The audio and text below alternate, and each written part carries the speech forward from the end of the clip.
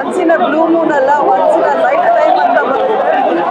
ಎಲ್ಲರೂ ಅಷ್ಟೇ ಅಚ್ಚುಕಟ್ಟಾಗಿ ಅಷ್ಟೇ ಚೆನ್ನಾಗಿ ಪರ್ಫೆಕ್ಟ್ ಸಿನಿಮಾನ ಸೆನ್ಸಿಬಲ್ ಆಗಿ ಯಾವ ರೀತಿ ಹೇಳ್ಬೇಕು ಅನ್ನೋದನ್ನು ತೋರಿಸ್ಕೊಟ್ಟಿದ್ದಾರೆ. ಇದು ಒಂದು ಟೆಕ್ಸ್ಟ್ ಬುಕ್ ಸಿನಿಮಾ ಆಗಿರುತ್ತೆ ಅಂತ ನಾನು ಅಂದ್ಕೊಂಡಿದ್ದೀನಿ. And Darshan fan